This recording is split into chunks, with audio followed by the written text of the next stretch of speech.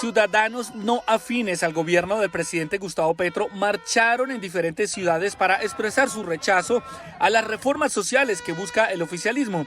Las organizaciones llamaron a la jornada como la marcha de la mayoría. Tenemos una incertidumbre inmensa en el país.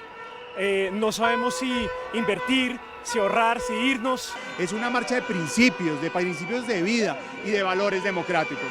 Desde el oficialismo, el senador del Pacto Histórico, Iván Cepeda, asegura que las protestas son jugadas de la oposición para que los colombianos se lleven una idea errónea de estos proyectos. Cali, Medellín, Cúcuta y Barranquilla son algunas de las 20 ciudades colombianas donde la oposición se manifestó, además de otras 9 ciudades en el extranjero.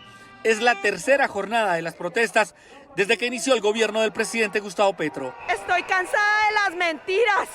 Estoy cansada de que hayan promesas sin cumplir. Estoy cansada de que no haya paz. Los líderes de la marcha presentaron un pliego de 14 peticiones al gobierno del presidente Gustavo Petro, entre los que destacan que retire la reforma a la salud y se reevalúe la reforma pensional que se debate en el Congreso de Colombia.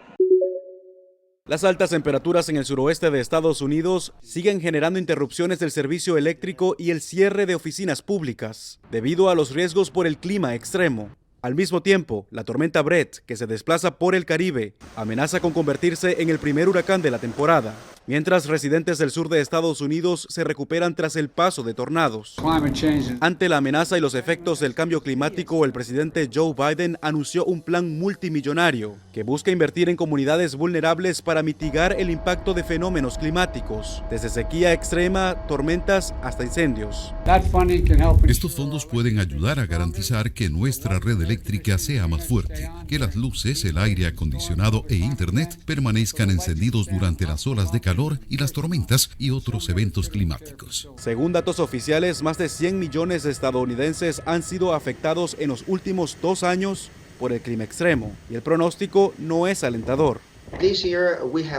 Este año tenemos una temperatura de la superficie del mar más caliente, el llamado efecto El Niño, que podría generar condiciones dañinas en el Océano Atlántico Norte. Eso tiende a generar una mayor probabilidad de aumentar las cantidades de huracanes. La Administración Nacional Oceánica y Atmosférica ha pronosticado de 12 a 17 tormentas este año, de las cuales entre 5 y 9 podrían convertirse en huracanes de alta intensidad. Hunter, el hijo del presidente Joe Biden, acusado de no pagar el impuesto federal durante 2 años sobre la renta y de poseer ilegalmente un arma de fuego, llegó a un acuerdo con el Departamento de Justicia, según una carta presentada en el Tribunal del Distrito de Estados Unidos en Delaware. El acuerdo pone fin a una larga investigación sobre el segundo hijo de Biden, quien reconoció haber luchado contra las adicciones tras la muerte de su hermano Beau Biden en 2015.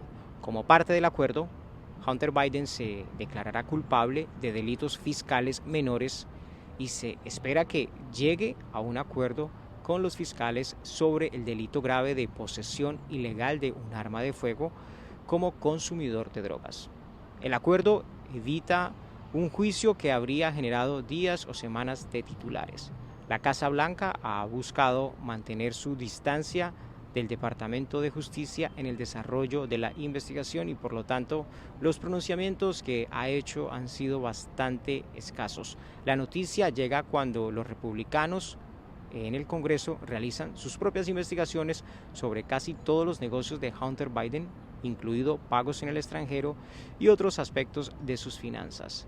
Esta información también se produce días después de que se presentara una acusación de 37 cargos contra el expresidente Donald Trump por el manejo de los documentos clasificados en su residencia de Florida. Desde su llegada a la Casa Blanca, el presidente Joe Biden se ha enfrentado a preguntas sobre los negocios y la adicción a las drogas de su hijo Hunter. Desde Washington, Jaime Moreno, de La Voz de América para Tele Aruba.